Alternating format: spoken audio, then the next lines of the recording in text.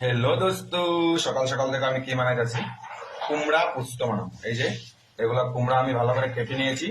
এগুলাকে এখন আমি কুমড়া পুস্ত বানাবো। কিন্তু ভিডিওটা অবশ্যই দেখতে হবে। কুমড়া পুস্তর জন্য পুস্ত নিয়েছি, কাঠবাদাম নিয়েছি, পেঁয়াজ নিয়েছি, মরিচ, কিশমিশ, কাজু বাদাম, কাঠবাদাম, সবগুলা বাদাম নিয়েছি, মজ সবগুলো দিয়েছি। এখানে আমি এটাকে মিক্সচার করে নেবো। তোমরা দেখতে থাকো ভিডিওটা। দিয়ে দিলাম কালো জিরা সম্বাস। আমি কুমড়াগুলো দেখো, কুমড়াগুলো আমি দিয়ে দিলাম। দিয়ে কুমড়াগুলোকে একটু ভালো করে নাড়িয়ে চেড়িয়ে, কুমড়াগুলো একটু হালকা সিদ্ধ হয়ে গেছে। বেশি সিদ্ধ করবো না, বেশি সিদ্ধ করলে একদম নরম হয়ে যাবে। এখন দিয়ে দিলাম আমার বাটা মশলাগুলো, সব মিক্সচার করা মশলাগুলো দিয়ে দিলাম। কাজু বাদাম, কাঠবাদাম সবগুলো, কিশমিশ, পুস্ত, শস্য সবগুলা মিক্সচারগুলা দিয়ে দিলাম। ভালো করে নাড়িয়ে চাড়িয়ে দিলাম পরিমাণ মতো লবণ, দিলাম হালকা করে একটু চিনি। কষানো হয়ে গেছে, দিয়ে দিলাম একটু হালকা করে জল। বেশি জল দিব না, বেশি জল দিলে আবার স্বাদ লাগবে না। হালকা করে একটু গ্রেভি রাখবো।